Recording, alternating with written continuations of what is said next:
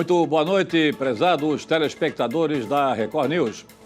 Iniciamos neste momento mais uma edição do seu Conexão ND Voto Mais, uma jornada especial ouvindo os candidatos ao governo de Santa Catarina. Hoje temos o prazer de anunciar a presença do defensor público estadual, candidato do PROS ao governo de Santa Catarina, Dr. Ralph Zimmer Jr. E também a colaboração do nosso companheiro Luan Wozniak, que aqui repórter conhecido, vitorioso, do Grupo ND de Santa Catarina. Dr. Ralph, candidato, muito boa noite, seja bem-vindo ao Conexão ND. Eu que agradeço, Moacir, Luan, o Grupo ND, desta oportunidade de estar aqui falando com vocês e com o telespectador. Candidato, eu ouço aí muito frequentemente a seguinte indagação. O Dr. Ralph tem um partido sem capilaridade estadual, né, para disputar o governo do Estado, não tem deputado na Assembleia, não tem prefeito. O que o motiva a participar dessa disputa? Olha, Moacir, é uma série de fatores, na realidade, né? Essa candidatura é fruto de um convite de um grupo ligado, grupo heterogêneo, né? Ligado ao agronegócio, ligado ao serviço público e que está clamando por uma gestão eficiente. Como eu tenho uma formação teórica e prática, né? Teórica com a pós-graduação em gestão pública avançada pela ENA e prática como ex-defensor-geral do Estado, em que tive o prazer, com a equipe que muito me ajudou, fazer grandes entregas num período menor que 2 anos, redução de custeio, mais que o dobro de ampliação de capilaridade com o mesmo corpo funcional, valorização de servidores. E o Estado está precisando disso, Moacir, está precisando de transparência, está precisando de mais resultados e menos custo, até porque ano que vem quem pegar o governo do Estado vai ter 3,5 bi a menos de arrecadação, fruto direto, que já deveria ter se programado em Santa Catarina, mas o governo atual foi imprudente, ao meu ver, saiu gastando a rodo e não fez as reservas necessárias aí, em virtude da medida provisória que reduziu o ICMS, notadamente nos combustíveis, né? Então é preciso gestão e eu estou preparado para isso. Onde é que o senhor encontrou esse dado aí de 3,5 bi de déficit? É a projeção para o ano que vem. Eu recebi hoje, vindo para cá da minha assessoria, né? É a projeção por conta do ICMS aí, que reduziu de 25% para 17% combustível, comunicação, e que não é fruto da bondade do governador, não. É a medida provisória do governo federal, que, bom que se diga, muito ajudou os estados durante a pandemia, só que aqui fizeram aquele verdadeiro show do milhão, né, com o Plano 1000 aí em véspera de eleição, e ano que vem vai faltar dinheiro em caixa. Bom, os prefeitos que estão assistindo se informarem, porque independente de quem ganhar, haverá cortes. E profundo. Luan Wozniak, boa noite. Boa noite, Ralph. O senhor estaria preparado para assumir o governo com 3 bilhões a menos? Qual que seria o estilo de gestão? Estou preparado, até porque fiz muito na defensoria, reduzindo custeio, né? E a nossa batida já vem antes mesmo de iniciar o debate eleitoral, construir um plano de governo voltado para isso. Porque veja só, hoje o governo do Estado ele tem uma estrutura arcaica, cada R$100 que entra, 85 é despesa corrente líquida, pagar funcionalismo e pagar estrutura, locação de prédio, contrato com empresa terceirizada, que o cidadão ganha uma faxineira, um vigilante, ganha um salário mínimo na ponta, mas nas costas dele a empresa lucra aí 3, 4 salários, né? Então, quando a gente reduzir isso, e a gente vai reduzir isso, né? Os proprietários de edifícios que vão procurar iniciativa privada, a gente vai levar a porta de entrada do serviço público para as escolas públicas estaduais, porquanto nas últimas décadas houve um decréscimo da taxa de natalidade e há espaço físico lá. Vamos equipar esse espaço físico com linha direta com os servidores que vão estar em teletrabalho, mas sendo monitorado e com a sua agenda e produtividade no sítio eletrônico em tempo real para a sociedade fiscalizar e ninguém ficar de vargue, como a gente diz no ESC, né? Vamos com isso reduzir o estrutural e muito. E com essa economia a gente vai poder fazer frente aí a essa queda de arrecadação aí que é irreversível pela política nacional em relação ao ICMS, né? Candidato, vamos repetir a mesma pergunta que fizemos para os seus concorrentes aqui ao governo de Santa Catarina durante o Conexão ND. Nas andanças por Santa Catarina, o que o senhor ouve mais dos eleitores ou dos seus correligionários em relação às necessidades, prioridades e aspirações da população em relação ao governo do Estado? Olha, Moacir, duas coisas têm andado juntas, né? Uma é a saúde, uma reclamação muito grande, né? Um governo tão rico, um Estado tão rico quanto o nosso. O próprio Hospital Joana de Guzmão, na frente da residência oficial do governador, morreram crianças à falta de UTI pediátricas, vocês mesmos aqui da DND e outros grupos de mídia noticiário, né? Isso é muito triste. E a questão da infraestrutura, né? Nossas estradas estão petição de miséria, principalmente na região oeste, né? Verdadeiro queijo suíço. e a gente precisa melhorar essas estradas, evidentemente, mas como o pavimento no Brasil tem uma vida útil de 4 anos e meio, a gente precisa investir pesado em parceria com a União, parceria público-privada, para ter a rede ferroviária. Então, essas são as duas principais queixas, já vindo em seguida ali, questão da educação, né? Há vagas de emprego, o setor produtivo reclama que tem vaga, mas não tem mão de obra qualificada, também é uma grande demanda, e quem produz está cansado aí de se ver o Estado mergulhado em escândalos, um atrás do outro, uma tributação alta para quem produz, né? E a gente precisa rever esse modelo como um todo de Estado. Retomando a questão que o Luan colocou, com 3,5 bi de déficit, como é que você vai resolver o problema das estradas? Que exige recursos financeiros bilionários. Com certeza. Como? Primeiro, as BRs, a gente tem que melhorar a interlocução com o governo federal, né? Que tinha tudo para ter uma interlocução boa, já que o atual governador foi eleito no número, né, nas costas de Jair Bolsonaro, e vocês sabem que ele virou as costas aí, enfim, e trouxe prejuízos nessa relação. Então tem que azeitar essa relação para trazer mais verbas da União para cá, ao menos para as BRs. O próprio Programa Nacional de Ferrovia não entra um centavo dos estados. São parceria públicos-privadas com a União e com a iniciativa privada. As estaduais, como recuperar as estaduais? As estaduais tu vai ter que fazer muito corte aí para sobrar, para recuperar. Né? E abrir licitação competitiva, né? Porque as licitações que o governo atual abriu foram... vem com carimbo de incompetência, né? Foram desertas, diversas licitações, não apareceu um concorrente. Então isso tem que ser revisto. Além de infraestrutura, o senhor tocou no ponto da saúde. Os hospitais filantrópicos respondem por 75% dos atendimentos aqui em Santa Catarina, mas muitos estão enfrentando momentos difíceis financeiramente. Como o senhor ia resolver isso?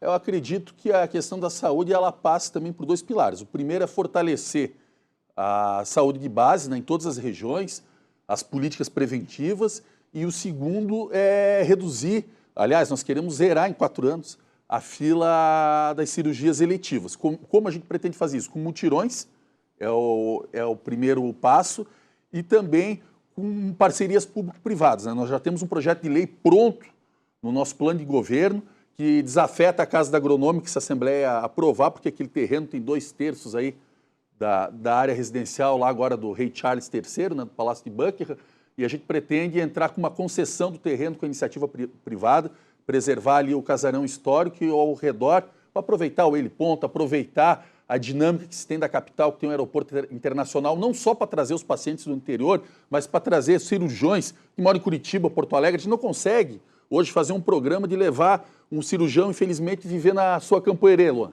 Eles não querem. Esses profissionais são nos grandes centros. Então a gente tem que equipar Florianópolis e não fazer proselitismo. Há décadas, o hospital aqui, o Nereu Ramos, tem a ambulância terapia. A gente não quer fazer ambulância terapia, a gente quer fazer o helicóptero, o avião terapia. Mas isso não ia aumentar o custo, Ralf?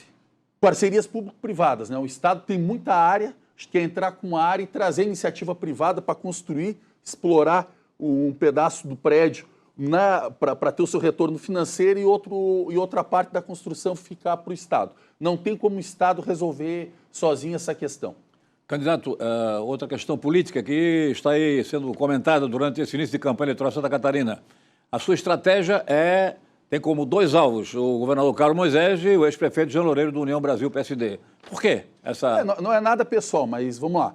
Vamos aos fatos, né? As 2 candidaturas nacionais mais fortes é Jair Bolsonaro de um lado e Luiz Inácio Lula da Silva de outro. São 2 grupos que têm representantes em Santa Catarina. O Jair Bolsonaro, 22 dele, aqui quem responde é o Jorginho Melo e o Safe, a rigor. Aí vem o resto que quer se agarrar, mas na realidade é essa. PT do Lula tem o Décio Lima, né? São as 2 maiores forças. Quem está buscando o voto do perfil do eleitor, que não necessariamente quer votar casado, nacional e aqui, é o próprio Jean Loureiro, que a Soraya, que é do partido dele, está com 1%, né? E o partido dele, é bom que se diga, o telespectador sabe, é fruto de uma traição mora. Jair Bolsonaro, o Bivar, que comanda a União Brasil, foi o traidor de primeira hora de Jair Bolsonaro, né? Então, essa história que o João Rodrigues, lá meu amigo de Chapecó, quer colar o Bolsonaro do Jean, não cola. Quem dá um Google aí, quem é Bivar, quem é o 44, sabe que é o traidor de Bolsonaro. De outro lado, Carlos Moisés também se afastou do bolsonarismo, virou as costas, é só ver que hoje ele é fruto do MDB, né? Toda a base que se elegeu com ele, à exceção do coronel Mocelin, migrou, se manteve na realidade, né, apoiando o Jair Bolsonaro e agora estão com o Jorginho Melo. Ele está com o PMDB. E outra coisa, né, Moacir? Os dois dão munição. O governador Moisés fala que não quer conversar comigo políticas públicas e com o Jean, enquanto eu respondo uma Maria da Penha, o Jean responde não, fez o acordo com o Ministério Público, né? Pagou 27 mil reais lá num acordo, na forma da lei, numa ação, num procedimento que era de improbidade por ter feito sexo na horário de serviço com uma comissionada casada na prefeitura. Problema dele resolvido, a população julgue como quiser, como me julgue como quiser, por eu estar respondendo minha Maria da Penha, mas o Moisés, vamos voltar ao governador Moisés. Ele quer falar de gestão, o número dele é 10, e não sei se é homenagem aos 10 anos de prisão que o Tribunal de Justiça de Santa Catarina sentenciou o deputado Titon, e semana retrasada, todos os veículos de comunicação colocando que o Moisés estava convidando um condenado por corrupção para a Secretaria de Agricultura. Ele fala mal do governo anterior, que é do MDB, só que ele empregou Eduardo Pinho Moreira, hoje delatado na operação Hemorragia Evidente, vai produzir o seu direito de defesa, mas uma operação que investiga superfaturamento de contratos, e o Moisés acusa o governo anterior. O que ele faz? Ele pega o governador delatado, põe no BRDE, um salário de 60 mil reais por mês.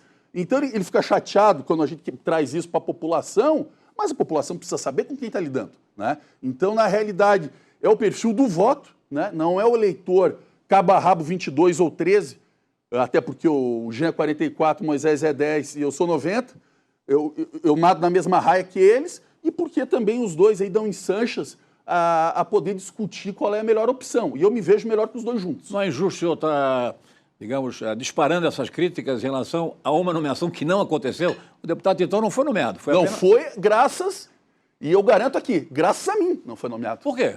Porque gravei vídeo, mandei para toda a base MDBista, coloquei, pré-minutamos que iríamos enviar, aliás, está no pedido de impeachment do doutor Leandro, que fez, não fui eu, essa questão de quebra de decoro, de convidar alguém sabidamente condenado.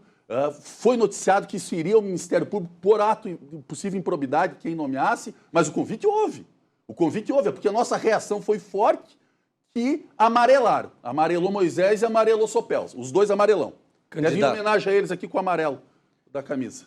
Candidato, na sua fala, o senhor destacou que responde a um processo de lei Maria da Penha. Certo. Como a mulher que nos acompanha vai acreditar numa proposta que combata a violência doméstica? Olha, eu quero dizer o seguinte, quando tu pega um cidadão que responde por qualquer fato, tem a presunção de inocência, tu tem que olhar a vida dele como um todo. Vamos lá, vamos pegar o cidadão Ralph que responde por Maria da Penha. É um fato isolado. Se eu fosse um notório agressor, faz 7 anos que tramita esse processo, tal qual aconteceu com o João de Deus, ia vir uma enxurrada de denúncias. Quando tu pega alguém no imbróglio, o Moisés tem 5 desembargadores que o condenaram, embora 4 deputados absolveram, pelo escândalo dos ventiladores.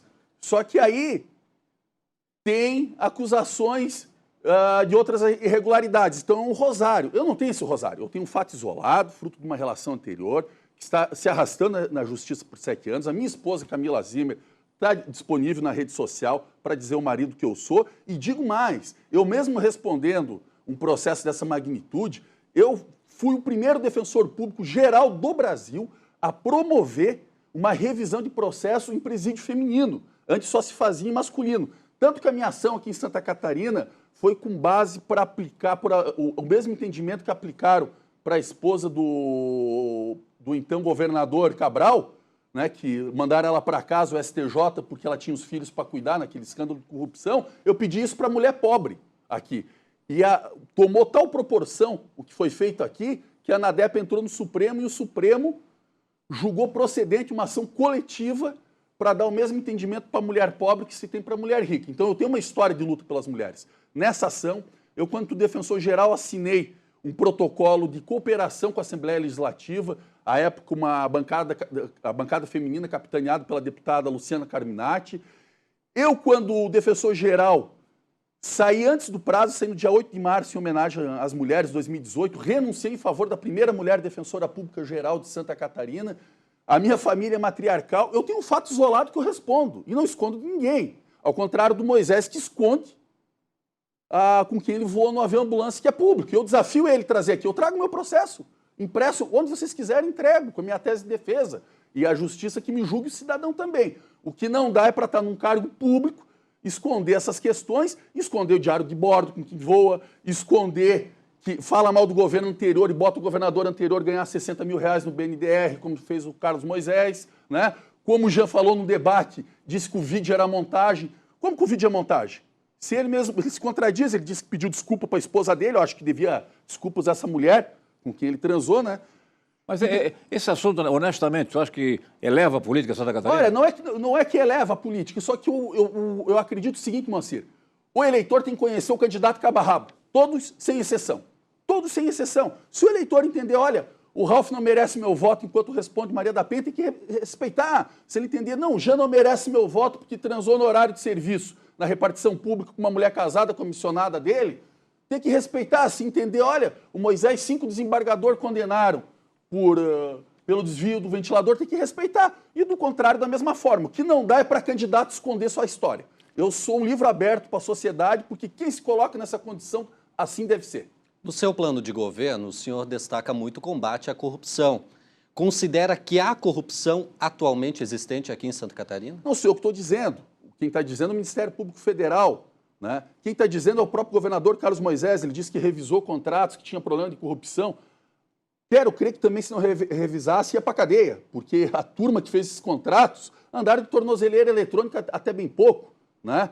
Tiveram operações que levaram para a cadeia o secretário de administração anterior, MDB, o adjunto do secretário anterior, PSD, grupos umbilicais, a Eduardo Moreira, Júlio Garcia, leia-se, Carlos Moisés e Jean Loureiro. O Ministério Público está investigando isso, vocês estão noticiando, né? Essa que é a realidade. E o próprio governador Moisés também está dizendo isso, que reduziu não sei quantos milhões, aí teve que reduzir, que havia desvios. Então, são informações que me chegam. Eu não investiguei dentro do governo esse tipo de questão, mas eu acredito que tem que ter um governo mais transparente, porque o que eu fiz? O PROS foi, por exemplo, ao Tribunal de Contas, que nos deu razão, que é para ir para o portal da transparência, e não foi ainda, os contratos, convênios com os municípios em relação ao Plano 1000. Então, o que acontece? É uma caixa preta de gastos no governo que precisa ser aberta. Até para a sociedade saber para onde vai ser o tributo. O dinheiro do governo não é o dinheiro do governador, ele é o dinheiro de quem está nos assistindo. Candidato, o que se sabe é que na área da segurança pública houve uma queda de vários índices positivamente aqui em Santa Catarina.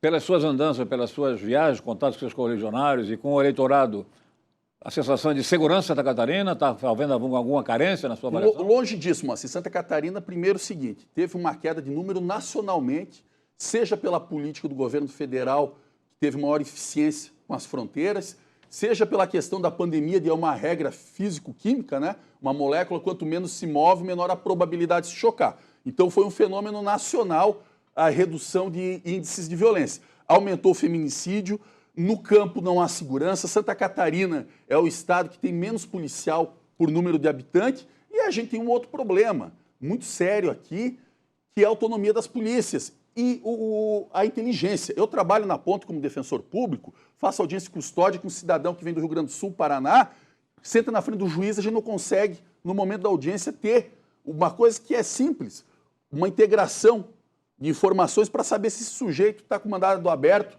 em outro estado ou não. Então, o que acontece? A inteligência da Polícia Civil aqui foi sucateada, não tem uma inteligência, essa que é a verdade, né? Faltam policiais no campo, faltam nas cidades, por isso está disparado o índice de feminicídio, né? Em que pesa a legislação cada vez recrudescer mais, mas não está chegando na ponta porque falta gente. Então, o pouco de melhora que se teve aqui deu-se por um fenômeno nacional combinado da política da União, que melhorou em relação às fronteiras, e com a redução de mobilidade na pandemia. E como aumentar o efetivo das polícias, militar principalmente, mas também civil? Concurso público, não tem outro bem, né? Tem que aumentar por concurso. Tem dinheiro para isso? Vai ter que ter, né? Se a gente cortar. Por exemplo, o governador Carlos Moisés, o CIASC, que é uma empresa pública, desenvolveu e ganhou um prêmio nacional, o Prêmio Boa Vista, porque desenvolveu um Big Data. O governo do Estado, a Secretaria de Administração, mandou um ofício para lá para comprar um Big Data da Oracle, 35 milhões. O CIASC disse, não precisa, temos a Big Data aqui desenvolvida, premiada. O que o governo do Estado fez? Dispensou licitação, comprou da Oracle, 35 milhões. É 35 para cá, é 33 para lá. Se cortar a torneira dessa má gestão da coisa pública, vai sobrar, não tenha dúvida que vai.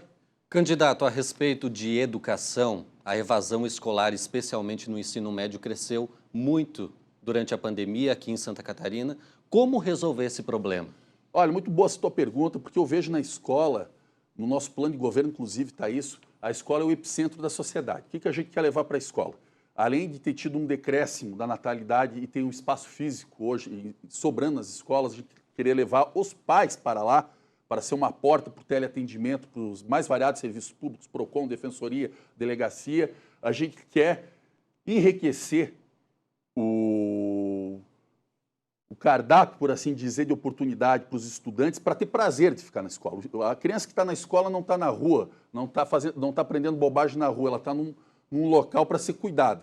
Então a gente quer trazer isso para a escola. No nosso plano, faço até uma homenagem ao grande educador, falecido desembargador Ungaretti, amigo nosso, doutor Moacir escreveu, está no meu plano de governo, instituo a medalha Norberto Liceu Ungaretti para premiar a competição em língua portuguesa, matemática entre os alunos. A gente tem que sair também daquele papo da extrema esquerda, aquele papo furado, que não dá para competir, porque senão a gente vai formar uma geração de moloide. A vida é competição. Tem quem chega em primeiro, segundo, terceiro, e é assim que sempre vai ser, desde que mundo é mundo.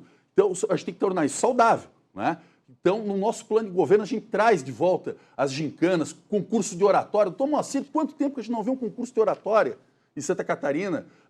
O jovem tem que ter prazer pelo estudo e saber a aplicação prática. E nada melhor que estimular competições sadias, com a medalha Norberto Liceu Ungaretti, que a gente quer levar para toda Santa Catarina, para o aluno passar o dia na escola estudando, para fazer uma argumentação num concurso de oratória, estudando para participar de uma Olimpíada de Matemática, praticando seu esporte. É isso que a gente precisa, o aluno ter prazer de estar lá. Candidato, na área da educação ainda há várias experiências da Catarina, eu conheço de Joinville, de Blumenau e outras cidades também, por iniciativa das entidades empresariais com o SESC, SENAC, SESI, na verdade, SENAI, no seguinte sentido, resolver o problema do desemprego, a equação que precisa ser resolvida, e a falta de mão de obra. O senhor tem alguma fórmula para isso?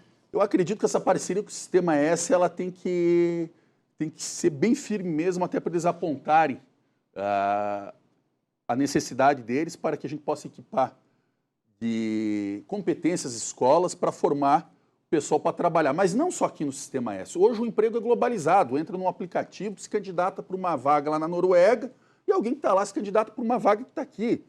Então nós temos que tornar mais atrativo, mais dinâmico, mais moderno o ensino na ponta. É tecnologia 5G, é robótica, é oratória, né? A gente tem que trazer o aluno para o século XXI em Santa Catarina a reboque. Santa Catarina ainda está na era analógica e nós já estamos vivendo a era digital. E isso passa por todo o modelo de gestão que vai fechar diversos prédios que não servem para quase nada, para que tenhamos foco na escola, atendimento lá, uso compartilhado, coworking em alguns espaços, teletrabalho, e essa inteligência chegue na sala de aula também para que tenha essa sincronia do estudo e das vagas de emprego. O senhor citou a chegada do 5G, uma tecnologia que vem para revolucionar, mas ainda hoje o campo, muitas regiões estão desconectadas. E além da questão digital, temos também escassez hídrica, que afetou diversos municípios. O senhor do oeste do estado deve conhecer muito bem como o campo sofreu nos últimos efeitos climáticos dos últimos anos. Como resolver isso, Ralf? Nós temos lá no oeste um pedaço da maior reserva de água potável do mundo, que é o aquífero Guarani. Perfeito. Né?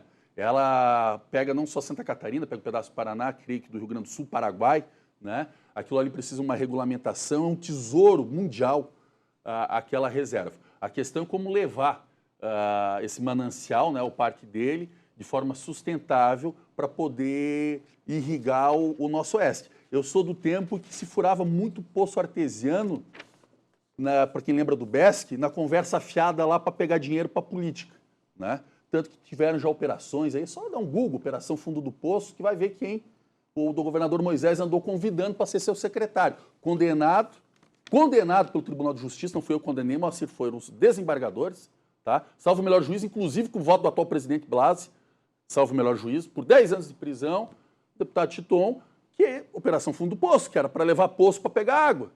Pelo jeito não levou, né? E aí Moisés, há 2 semanas, convidando para secretário de Agricultura. O que tem que ter é que se for furar poço tem que vir água, né? E não corrupção. Candidato Ralph Zimmer, temos agora um rápido bate-bola.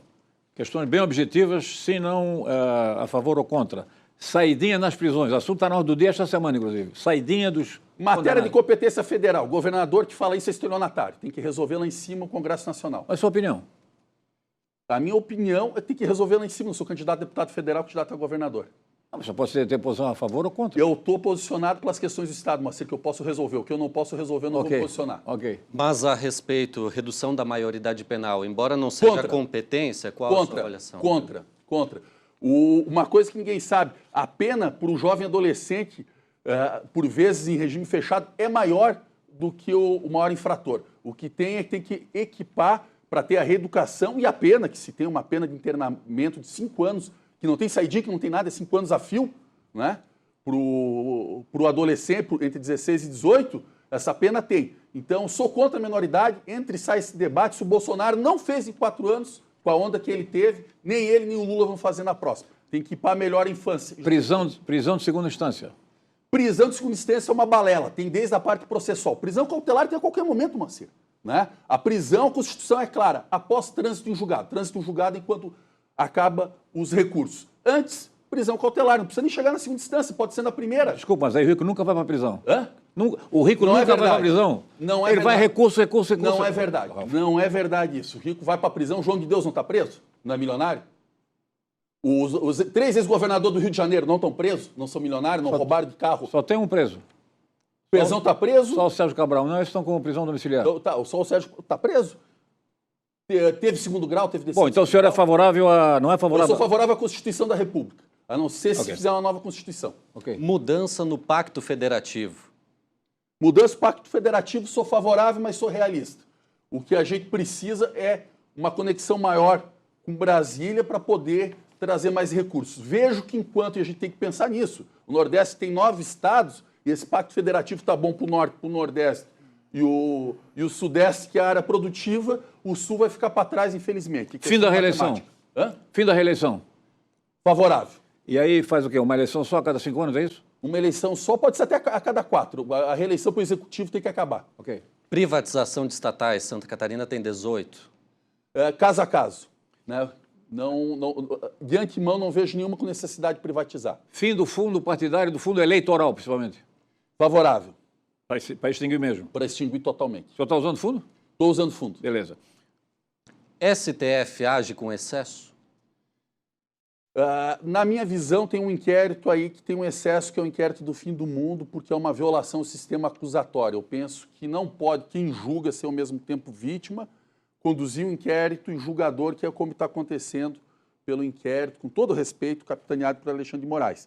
Ali deveria essa competência estar com a Polícia Federal ou com o Ministério Público Federal, e quem tivesse determinando medidas probatórias, que é o caso que o Alexandre de Moraes, doutor, faz, ele deveria estar impedido, no meu humilde sentido, de julgar, de participar do plenário para julgar as medidas que ele mesmo promove. A gente está tendo um delegado, uma pessoa com 2 funções, delegado e um julgador na mesma pessoa, e isso é contra o sistema acusatório, desde que mundo é mundo. Vejo, sim, data massíssima vênia, não só um excesso ali, como uma conivência da OAB. Né? Eu vejo a OAB muito voltada em todos os âmbitos, com todo o respeito e carinho que tem pela OAB, em ter uma boa relação com o judiciário, não sei se é por conta de enlaços com o quinto constitucional ou não, mas é uma relação que já virou, no meu humilde sentido, quase que